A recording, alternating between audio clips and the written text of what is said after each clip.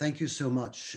Thank you for including me. I think this conversation, bringing Newham and UCL together around this particular topic, how do we create 15-minute neighborhoods, is a really important topic. And it's really important for Newham, it's important for London.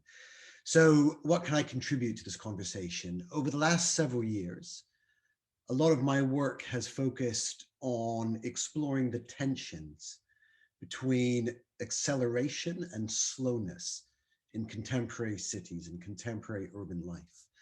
And the pandemic has clearly interrupted the pace of contemporary life in all kinds of meaningful and profound ways. I think we've gone from a 24/7 city kind of condition in many large urban megalopolises such as London into something new, and we don't quite know what that is. So I think it's a really important time to be exploring more radical, inclusive, and just visions of what a neighborhood could be in the larger context of a global city like London. And the pandemic has affected us in very uneven ways. But one of the ways I think it's fair to say that it's affected us is that it's recalibrated our relationship to place.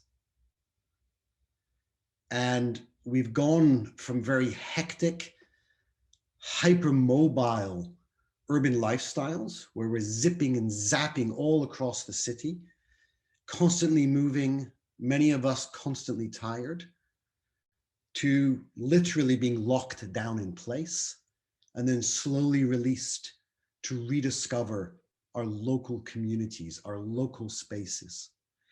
And through that, I hope many of us have also reconnected with the importance of knowing where we live, of knowing our neighbors, of knowing our local businesses, and also knowing who and what is in our neighborhood.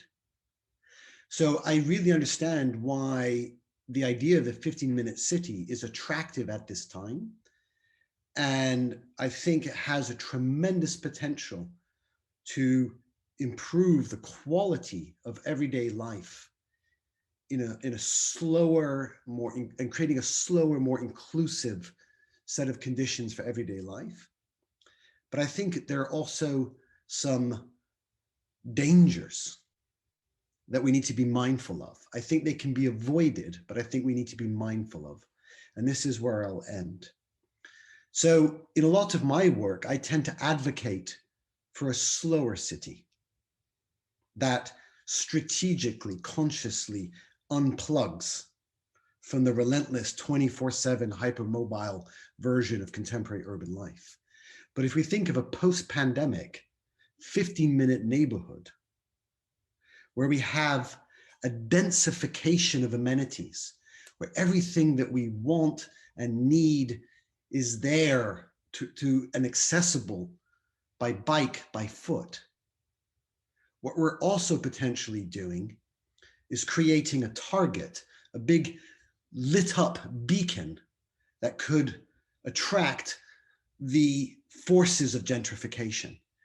And if you look at some of the historical antecedents of the 15-minute neighborhood, many of them, as the amenities have improved, as the quality of life has improved, as more access to education and healthcare have arrived in the neighborhood, have also then been swept over by very rapid gentrification, displacing existing communities.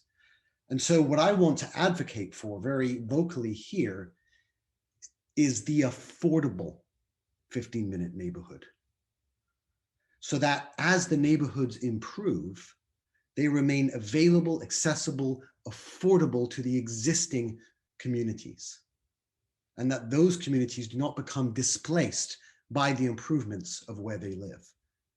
And we have lots of expertise at UCL and in London, in government and elsewhere, to think very mindfully about how we can create vibrant, healthy, green, prosperous neighborhoods, but at the same time, particularly through housing, ensure their affordability.